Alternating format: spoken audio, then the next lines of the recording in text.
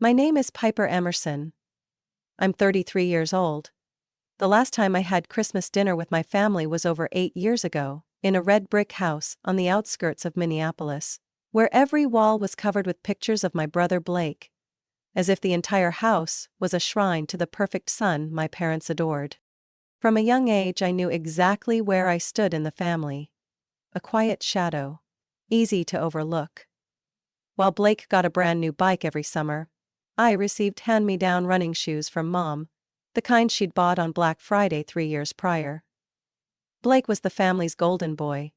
Football team captain, straight-A student, and always had custom sandwiches packed by Mom for practice. And me? I was once left behind at school during a long parent-teacher night because no one realized I hadn't come home yet.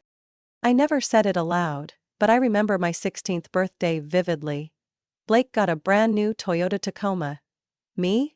Mom handed me a gas station cupcake and said, "I'm busy, you understand, right?" I nodded. I was used to no one really caring. Holidays were always emotionally exhausting. Every Christmas I had to prepare myself. One year, Blake got new Beats headphones, a Nike hoodie he had wanted, and a pair of authentic Jordans. I received a peppermint-scented candle and a pair of wool socks. Dad even joked, "To keep your feet warm while you try catching up with your brother." The way they spoke made me feel like I was some failed project they no longer had the patience to fix. I used to think it was just in my head. But my senior year in high school proved every doubt I ever had. By then, Blake was a sophomore at the University of Michigan with sky-high tuition, fully funded by our parents, including housing and a brand new MacBook. When I asked Mom if I could apply to a design school in Chicago, she frowned and said, "How much can you make with design? Be practical, we're not as financially comfortable as before." "But we had enough for Blake," I said, before I could stop myself. Mom paused for 3 seconds, then replied coldly, "Your brother had a clear direction. You've been jumping from one thing to another. I can't throw money away." I didn't respond. I just remember walking out of the living room, my throat tight, fists clenched around a scholarship application I had spent an entire week writing. When Blake came home for spring break that year, Dad threw a small family party. That gathering burned itself into my memory. During the toast, Dad proudly declared, "We have a real source of pride. Blake, with a 3.9 GPA and an internship offer from General Motors, we couldn't be more proud." Applause erupted. I sat at the corner of the table in silence, my plate of cold salad untouched. No one mentioned that I had just been awarded a full-ride scholarship to a top tech school in Boston. Not one question. Not one congratulation. Aunt Carol even asked what I was doing these days. "Piper's working part-time at a coffee shop." Mom answered for me with a tone dripping in implication. "She's still figuring things out." I remember Aunt Carol's pitying look and her reluctant nod, like I'd just announced I was repeating a grade. In that moment, I realized one thing clearly. I'd have to handle everything myself, and no one in that house truly believed I could succeed, or even deserved to. I didn't enter the world of tech because someone guided me. I stumbled into it like a lost traveler chasing a faint light at the end of a tunnel. One afternoon in March of senior year, while cleaning the school library for a few extra bucks, I found a thin paperback left behind on a shelf. Python for Beginners. I don't know why I didn't return it like the others. I took it home, turned on my desk lamp, and started reading. The first lines of code looked like a foreign language, yet they were strangely captivating. From that night on, I knew I'd found something that made me feel valuable. I started downloading materials, watching free online videos, pulling all-nighters in my cramped room just to type basic code as if my life depended on every keystroke. I didn't have a mentor, but I had something even more important: the will to prove I wasn't useless like they believed. 3 months later, I submitted a full-ride scholarship application to Brighton Institute of Technology in Boston, a public school with a strong cybersecurity program. I didn't tell anyone, not Mom, not Dad, not Blake. I submitted it at 3 a.m. while the house was asleep, and the wind rattled the window panes. 6 weeks later, I received an acceptance letter. I packed in silence. Mom thought I was moving to an apartment near my part-time job. "Don't forget to close the fridge before you leave," she said without even looking up. I didn't blame her. I was used to it. The interstate bus ride took nearly 8 hours. I sat by the window, watching the leafless trees fade behind me. Each mile stripped away layers of old memories, leaving behind a new version of myself, ready to begin again. The dorm was old but warm. My roommate was Talia, a brown-skinned girl from Detroit, majoring in robotics, with a laugh like wind chimes. That first night, we sat on the floor eating instant ramen and sharing secrets only those scarred by family could understand. I worked part-time at a coffee shop on Concord Street near the campus library. Each shift lasted 7 hours.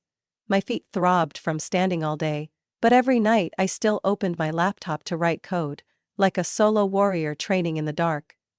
In my second year, I landed a summer research grant, assisting on a medical data encryption project in collaboration with a local hospital. It was the first time my name appeared as a co-author on a research paper. I printed it out, tucked it in a notebook. Not to brag, but to remind myself I was on the right path.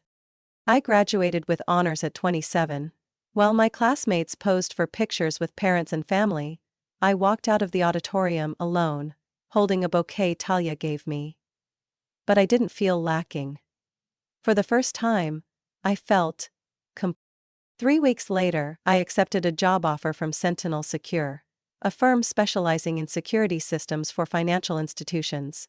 Within 12 months, I was promoted to lead a project team overseeing transaction security for 3 major banks in the Northeast. What people once dismissed as dry technical work became the backbone of safeguarding hundreds of millions of dollars every day. I wasn't just fixing bugs, I was stopping threats. And that felt more powerful than any praise I had once begged my family for. 30. The company awarded me a personal bonus of $135,000 after my data breach prevention system launched internationally. I used it to buy a 2-bedroom apartment in South Boston, just 4 blocks from the place where I used to wash dishes. I pinned a world map to my wall and marked every place I wanted to go.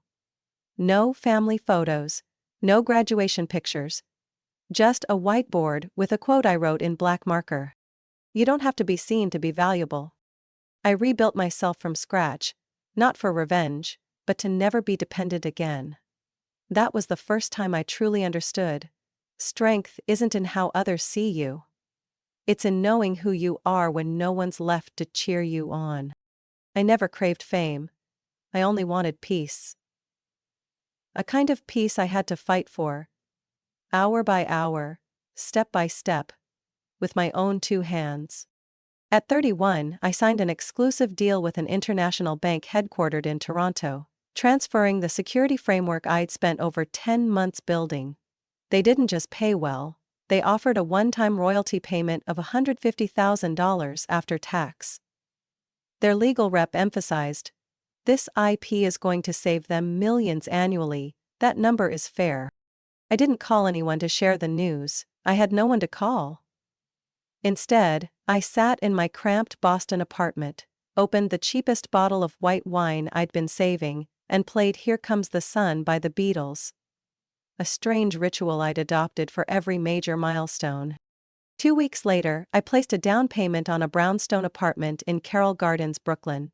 A 3-story building with red brick. The unit on the second floor had a tiny balcony that overlooked a garden and a sunlit corner perfect for a workspace. No one went with me to tour the place. I went alone, shook the realtor's hand, signed the contract, and drove my own U-Haul through a drizzly March afternoon. The apartment had nothing but a worn armchair and a desk I bought off Craigslist. But that first night, I slept peacefully. No quiet footsteps in the hallway. No mom's voice nagging in the living room. No one telling me I was delusional for dreaming. I lived simply. Woke at 7 a.m. for a jog around Cobble Hill Park, worked from 9 to 6, occasionally going into the office if needed.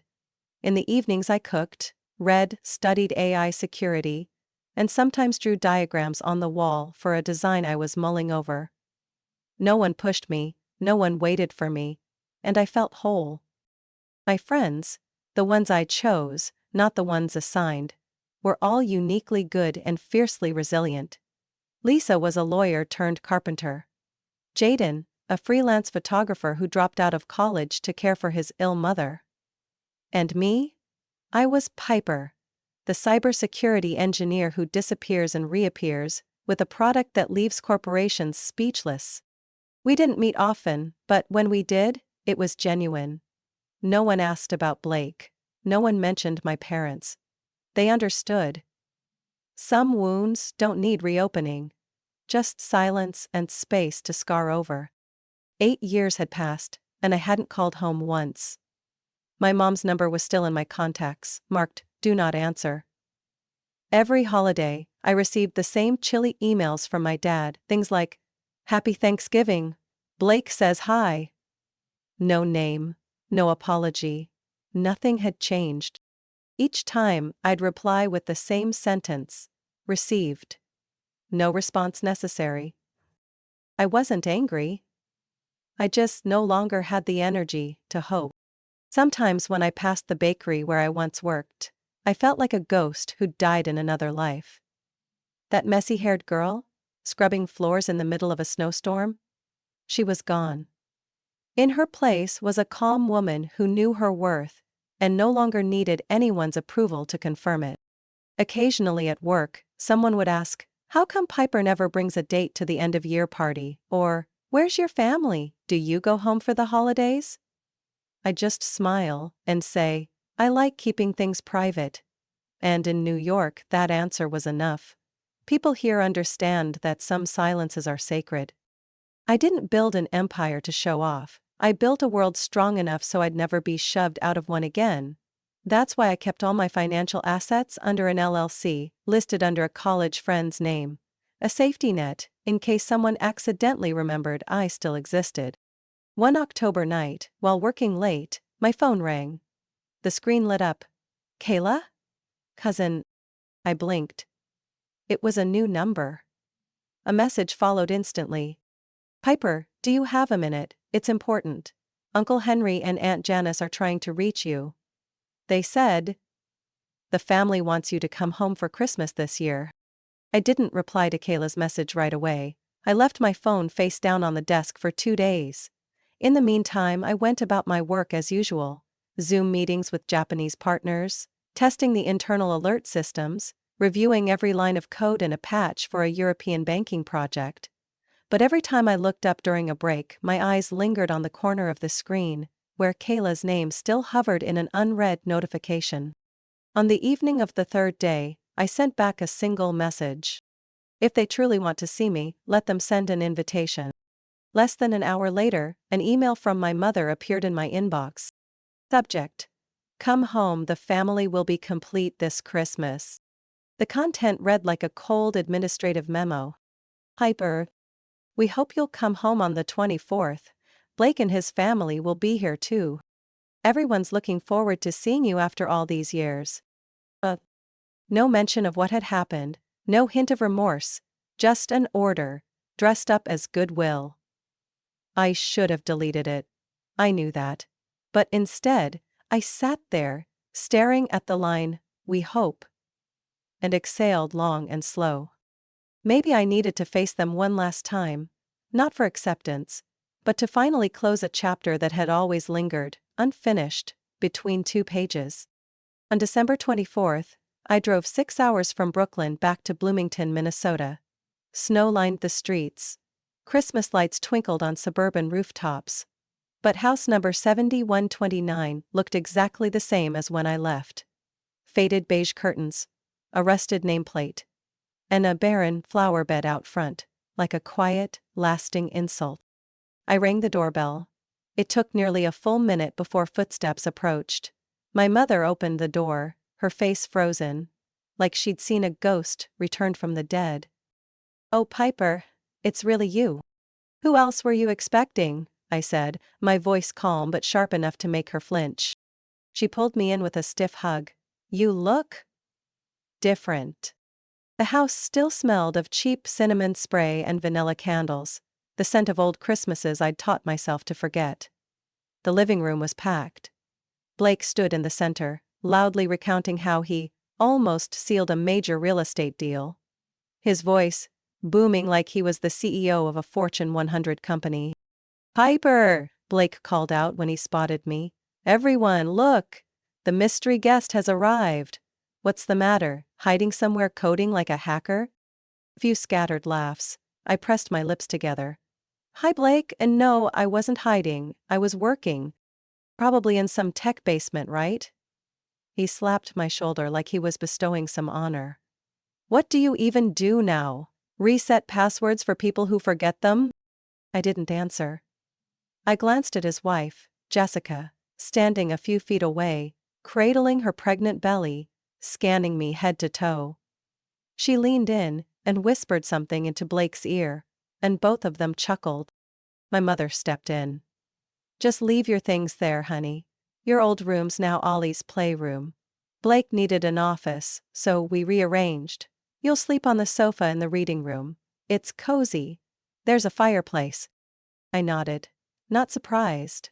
Not disappointed, just confirmation of what I'd already known. At dinner, I was seated at the far end of the table, next to the wine cabinet, directly across from the entryway. Blake sat center stage, going on about blockchain for high-end interior design markets. Someone asked what I did for a living. Before I could speak, my mother cut in. "Piper does something with computers. Probably some kind of technician." I set down my knife and fork. "I'm a systems security engineer at Huron-Tech. I manage the integration of data protection frameworks for 3 major banks in the Northeast.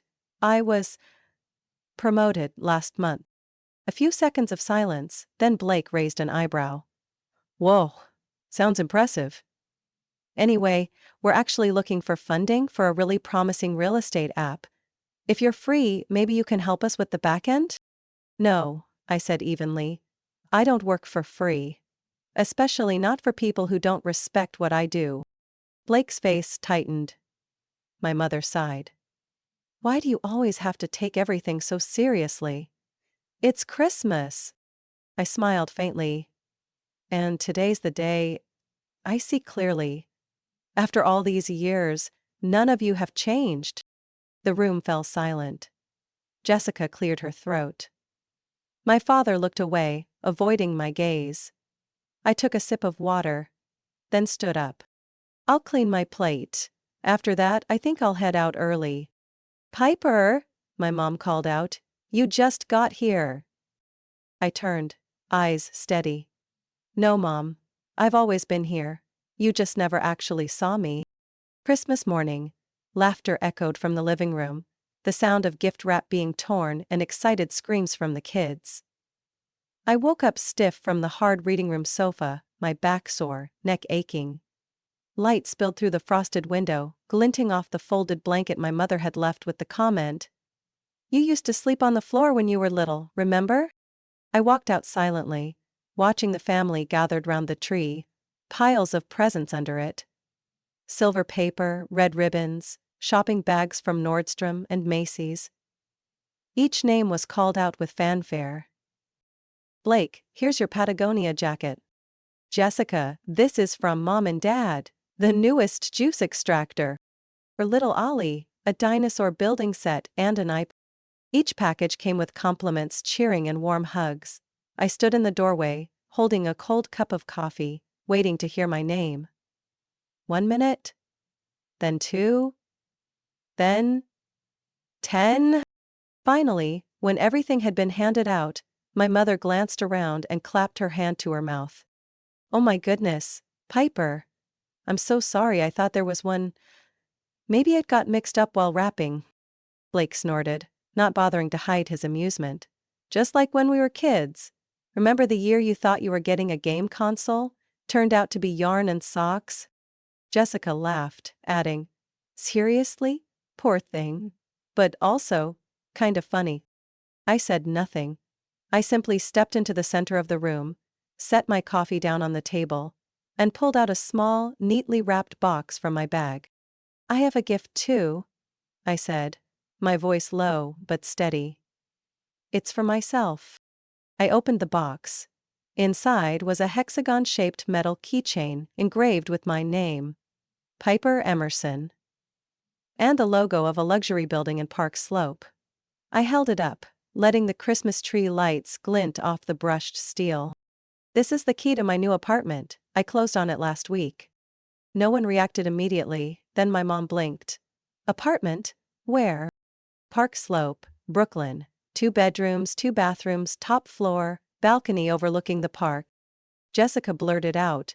"Brooklyn? That's expensive. Are you renting?" "No," I said, not taking my eyes off Blake's.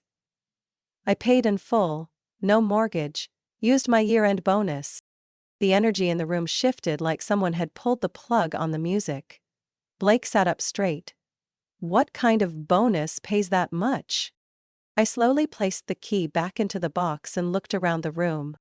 The security system framework I developed for an international bank was just approved for rollout. The IP rights are mine. After tax, the bonus was $152,000. I used part of it to buy the apartment. Mom stammered, "152 after tax?" "Yes. And that's not my total income for the year." Blake leaned back, arms crossed. "Well, good for you. I mean, who would have thought computers could make that kind of money?" "I did," I replied, a slight smile tugging at the corner of my mouth. My mother seemed disoriented, as if recalibrating her view of me in real time. She sat upright, switching to a sugary tone. "Piper, you should have told us. I'm so proud of you. Who would have guessed you'd be so successful?" "Certainly not the person who told me to wash dishes to learn humility," I answered.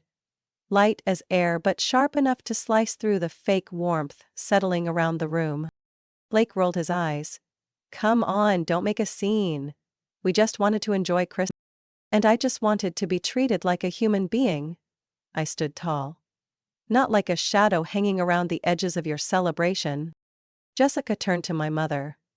"Didn't you say this year was about family coming together?" My mom faltered. Yes, of course, but no one expected I'd be better than what you allowed me to dream of," I said, arms crossed. Silence fell over the room again. My dad cleared his throat. "Piper, you're right. But you have to understand. Back then, we didn't have many options." "There were always options," I cut in. "You just chose Blake. And you chose to believe I wasn't worthy." I bent down to pick up my bag. "It's fine. Because I've learned how to choose myself." I didn't need to stay to witness how their tone began to shift, but I did. I remained for exactly 20 more minutes, as if carrying out a social experiment I owed myself. And, as predicted, once they could no longer deny my success, they started looking for ways to capitalize on it. My mother spoke first. She poured me another glass of eggnog. Sickly sweet and cloying. But her voice was soft, in a suspicious way. "Piper, I'm truly proud. Seeing you grow into this, really, it's incredible. Our family always knew you had potential. It's just, sometimes your father and I didn't express it well." I lifted the glass but didn't drink. "I know. And I didn't come here for a late apology. I didn't come expecting anything." Blake jumped in, perfectly timed like a musician waiting for his solo. "You know," he said, "listening to you talk just now, I was thinking, if you invested in my startup, it could really take off. You understand tech? We've got the market side covered." I turned my head slowly, like I'd just heard English for the first time. "What startup?" "An app that connects real estate listings with small-scale investors. We've got a demo, a site, the idea. We just need initial capital." "How much exactly?" "Around 200 grand, Blake said quickly, as if scared he'd talk himself out of it. "But in return, you'd be a co-founder. Profit share, featured in reports." I laughed, dry, quiet, not a hint of amusement. I just turned down a 10% equity offer from a global bank. And you think I'd pour money into a project with no customers, no legal structure, no patents, and no cybersecurity compliance? Blake's face reddened. That's insulting. You're acting like we're amateurs. You don't need me to insult you, Blake. You're doing just fine on your own. My father stood, his tone losing any pretense of diplomacy. Piper, this is out of line. You think just because you've signed a few contracts you get to look down on your own brother? I set the glass down. No, I think I have the right to protect what I built. You used to tell me to be realistic. Well, I am. And now you say I'm cold? My mother jumped in, trying to salvage control. Piper, listen to me. You're in a good place now. Helping family is normal. Blake just needs a push to get started. If you don't trust him, then trust us. We've always put family first. I looked at her for a long moment, then asked, slowly, where was that family first when I was denied help with college tuition? That was different, you know it was. How? Because I wasn't Blake? No one said a word. No one dared. I slung my bag over my shoulder and stood. This family reunion ends here. Blake clenched his jaw. You're selfish. This family raised you, and now you think you're too good for us just because you made some money. I turned back. One last time. Family isn't a place where people guilt-trip you for expecting basic respect.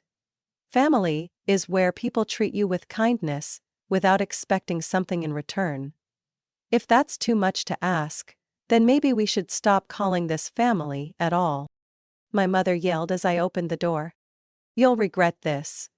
Don't think just because you have money you can say whatever you want. I didn't turn around.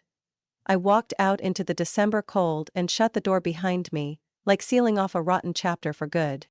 On the drive back to Brooklyn, my phone lit up non-stop. Blake, you can't just do this to me. Mom, just a small portion, Piper. The family needs you. Dad, you'll lose everything if you turn your back on blood. I blocked each number. No emotion, no hesitation. At a gas station near Syracuse, I stopped to fill up and splash water on my face. I looked at my reflection in the restroom mirror. No tears, no regrets. I had walked away once, at 23. But this time, I wasn't just leaving the house. I was closing the last door I'd ever kept slightly open. The one labeled Hope. They'll see me one day.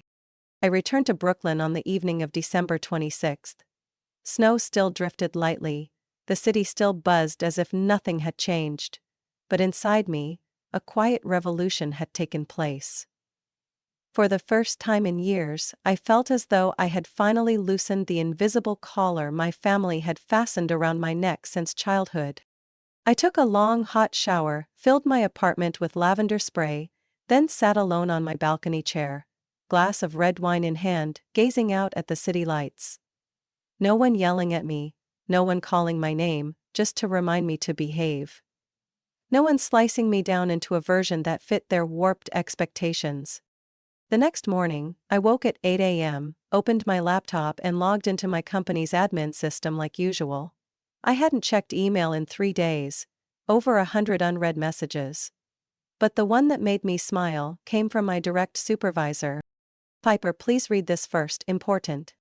I clicked. Happy early New Year, Piper. The board has officially approved your promotion to Global Security Architecture Lead, effective January 3rd. Your new salary package, equity increase, and expanded R&D budget will be finalized this quarter. You've proven not just skill, but grit. Thank you for choosing to stay. Karen.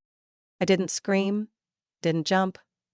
I simply closed my eyes and took a deep breath. As if I'd finally reached the altitude I was always meant to breathe in. The following week, I met Elijah. No setup, no dating app. I was standing in a tiny bookstore in Borum Hill, holding a copy of The Myth of the Nice Girl, debating whether to buy it or just download it on Kindle, when a low voice beside me said, "The book doesn't tell women to be aggressive, just to be clear." I turned. A tall, lean man with wavy hair, wearing a wool coat and a deep brown scarf. "You've read it?" I asked. "Yeah. Gave it to my sister right after. Still not sure if she felt inspired or insulted." He smiled. I laughed. The first time in days. We had coffee afterward, then crepes on Smith Street. Elijah was a UX designer, originally from Denver, who'd moved to New York 2 years prior, after cutting ties with a controlling, judgmental family. He didn't ask about my past, didn't pry into why I lived alone or avoided holiday talk. He just saw me. No editing, no adjustments, no measuring. 3 weeks later, he moved in. We shared a workspace in the living room, me with my 3 monitors and mini server, him with his cactus, sketchbook and laptop. Some nights I debugged code while he sketched wireframes beside me. Not many words. Just a calm that I'd never known before. At the end of February, I bought a townhouse in Prospect Heights. Elijah stood beside me when I signed the papers, his hand steady in mine. The 2-story home had a small backyard, enough for mint and basil. We named it the Reset Point. A reminder that sometimes you have to wipe everything clean to build something truly your own. In April, we started planning a trip to Japan. Elijah had studied Japanese in college. I was obsessed with shrines and sashimi. We practiced, bowing Kyoto style, learned phrases like, "Thank you for your patience." I never imagined I'd be the kind of person who planned trips like that. Not because I lacked the means, but because I once believed I didn't deserve that kind of freedom. Over dinner one night, Elijah said quietly, "I've never met someone as strong as you, Piper." I looked at him. "I'm not strong. I just refuse to live as someone else's draft anymore." I still get a few unknown calls each month, mostly old relatives trying to reconnect after hearing rumors that I'd suddenly gotten rich. I don't answer. I don't explain. I just tag each number under "no response needed" and let them fade like a summer rain. I once believed blood ties couldn't be broken. Now I know. Family doesn't come from genetics. It comes from those who choose to stay, even when all you have left is exhaustion. And with Elijah, I found that truth. I didn't build this life for revenge. I built it so no one could ever trample over me again.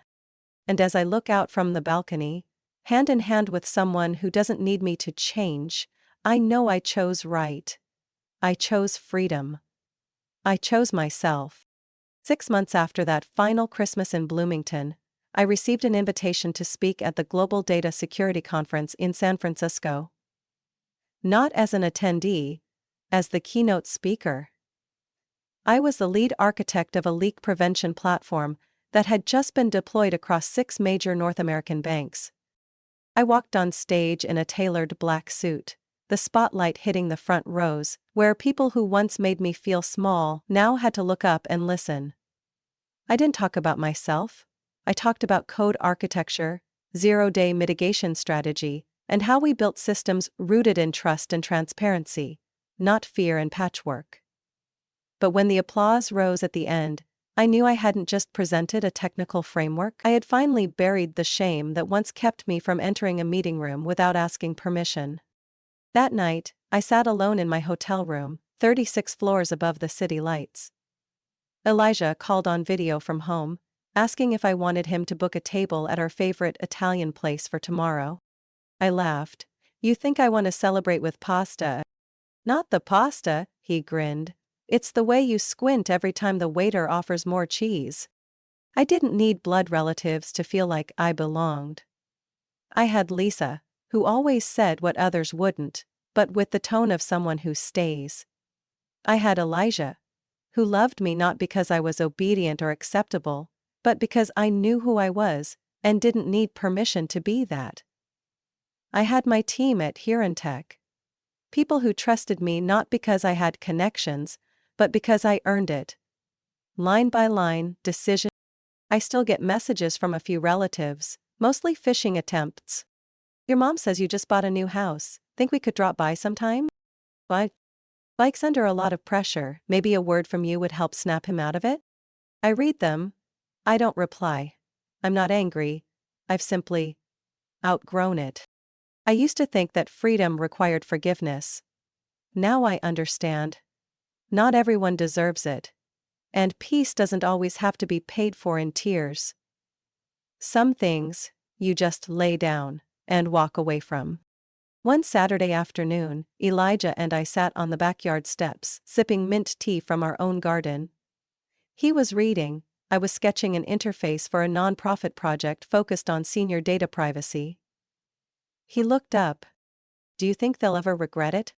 I didn't need to ask who they were. I closed my notebook and looked at the open sky. Maybe, I said. But it doesn't matter anymore. Elijah nodded. Because you don't need them? I smiled. No. Because I no longer need their approval to know I matter. That evening, I posted a photo on social media. A small kitchen, warm light, 2 glasses of wine. With a caption. A family isn't where you're born, it's where you're seen and allowed to be. Over 3,000 shares. More than 500 comments from people who'd been rejected, mocked, dismissed, but had rebuilt their lives with their own hands. I didn't want to be an inspiration. I just wanted to live, honestly. Live without bowing to judgment. Live without being told to shrink to fit someone else's frame. If someone were to ask me now whether I still hope my old family will recognize and value me, I'd say, oh. Because I've learned to recognize myself, and to walk beside those who never ask me to pay a price for being loved. In the end, I didn't answer with anger. I answered with life. And it's more beautiful than I ever imagined. Because it's mine. Completely. Without compromise, without apology. Without needing anyone's permission. Piper's story proves that true validation doesn't come from blood, it comes from the life you choose to build. When we cut ties with toxic relationships, we don't lose, we're set free. In a world where so many are still chained by family expectations, Piper chose to walk away, define her worth, and choose who gets to stay. It's not just a story of success, it's a reclaiming of identity. And sometimes, real freedom begins with one firm sentence. I don't need your approval to exist. What do you think about Piper's choice? Would you have the strength to do the same? Share your thoughts in the comments. And don't forget to follow the channel for more powerful, real-life stories about family and self-liberation.